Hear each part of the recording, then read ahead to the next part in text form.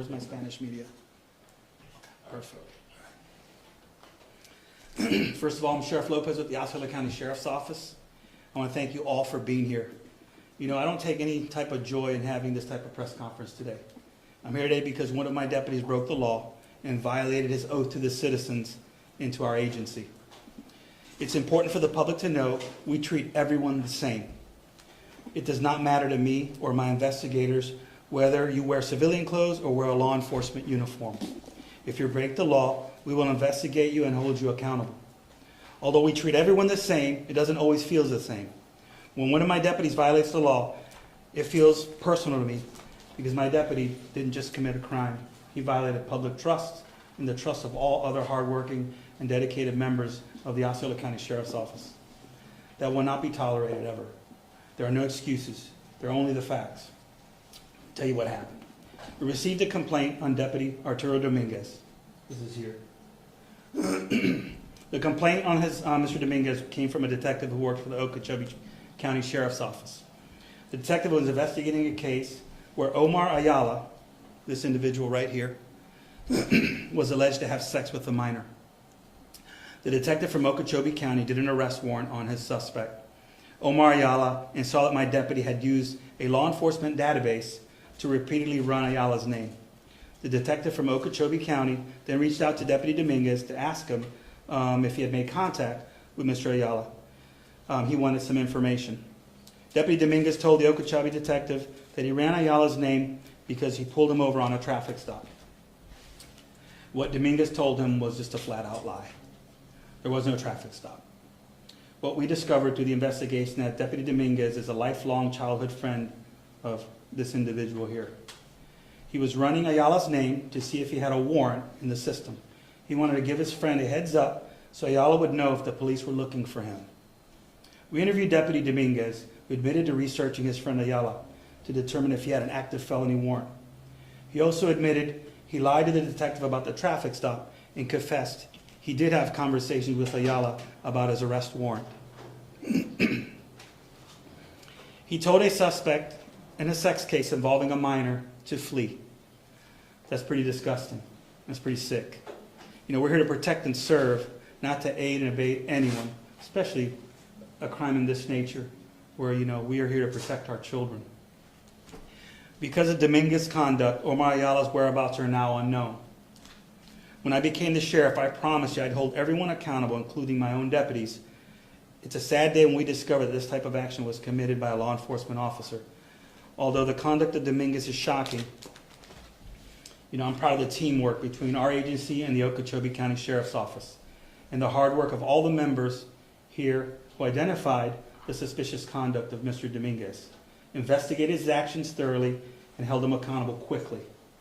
I'm pleased to announce that former Deputy Dominguez was fired from my agency and arrested on the following 4 felonies: unauthorized access to a computer device, official misconduct by obstructing with an investigation, disclosure or use of confidential criminal justice information, accessory after the fact to unlawful sex activity with a minor. Now I'm going to give the Spanish press the short version. Saludo, tu alguacil Michael López, condado de Osceola.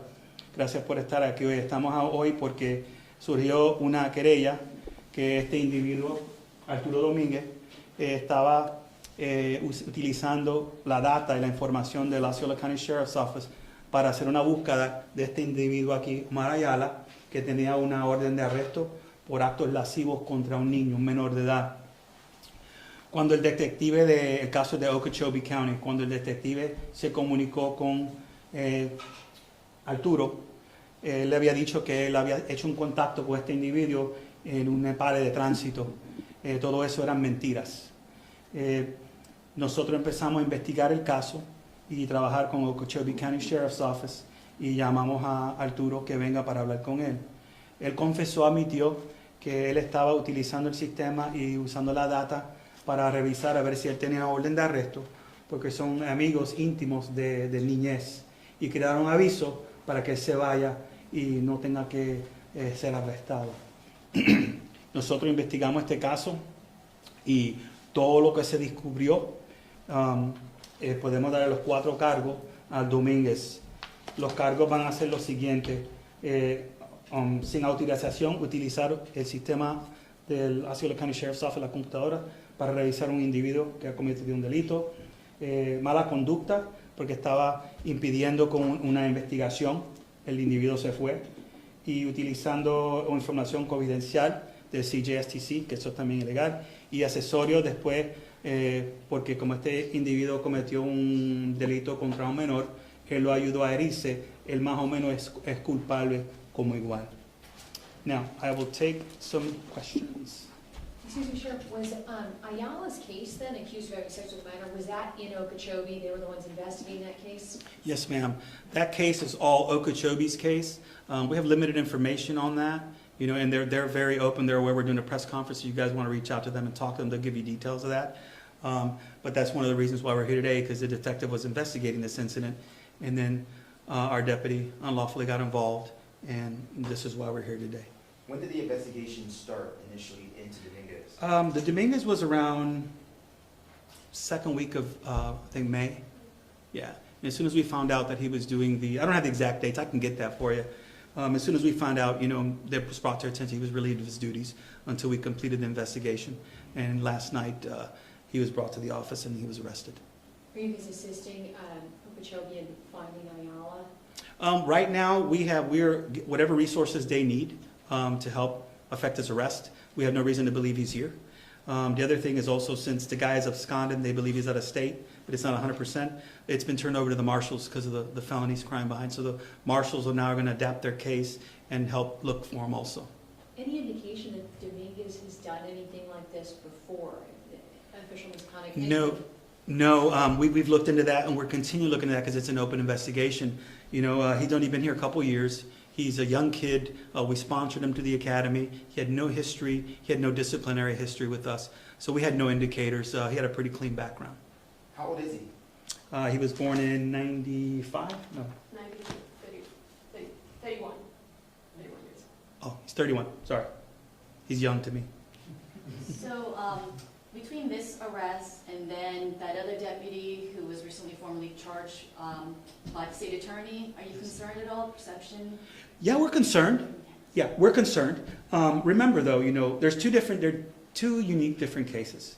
But both cases were investigated by the Osceola County Sheriff's Office. In both cases, we found deputies guilty and were charged. So we're doing our job. You know, when we discover any type of inappropriate conduct from any law enforcement officer, especially here, you know, we're going to take the actions to make sure that they're prosecuted, arrested, put a good case together for prosecution, and send it to the state.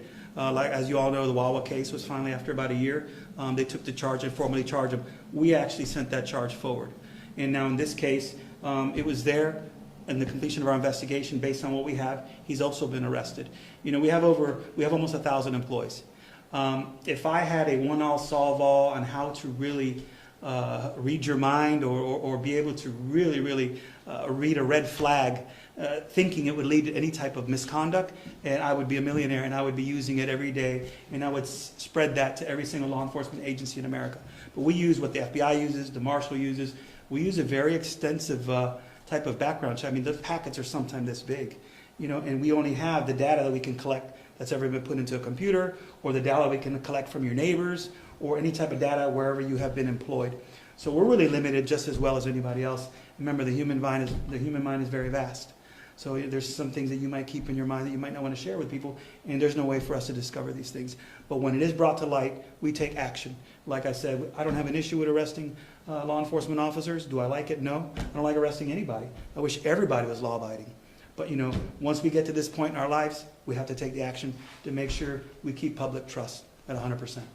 Sheriff, that was my next question. What do you say to the public in a case like this to regain your trust or to keep your trust? Well, you know, I'll let them know that we were looking into Arturo. This seems to be an isolated incident. It's kind of a unique incident. His intentions were to protect a childhood friend. They grew up together. Is that an excuse? No. Because look at the type of crime that he's being accused of. You know, and you're, as a law enforcement officer, you're supposed to keep children and people, everybody safe. So my message to the public is that today you see what we've done and you see our history here as I've become sheriff, that we hold all our law enforcement officers, all our employees accountable. We partner with any agency to help them and assist them to make sure that if we discover that a deputy has committed a crime, they get held to 100%. And if they got to go to jail, hey, we send it to the state, we arrest them ourselves, and then now the state will take over and do the rest. Sheriff, will you be releasing the footage of him being arrested? Last night, it was a late arrest. I wasn't available. I don't know if they got any footage of that. I can ask. We do perp walks and stuff like that. But last night, we just got a lot of things going on lately. And it just when he came in, it was just late. I already had left because I had another engagement. And how long has he been on the force? About 2 years. Una pregunta en español. De las que te hicieron las más importantes. Básicamente lo que queremos dejar es saber al público que desde que yo tomé oficina, nosotros siempre vamos a asegurar que el público pueda confiar en nosotros, y si hay un oficial que se está comportando de una manera que no debe de ser, de acuerdo a la ley, lo vamos a arrestar, investigar y arrestar, y que asegurar que nunca jamás trabaje como un oficial en el estado de la Florida o en ningún lado. Like I was telling him, we're going to make sure that we ever discover this, that we're going to make sure that this type of behavior is not accepted, not tolerated, and that you will never work as a law enforcement officer in any capacity anywhere in America.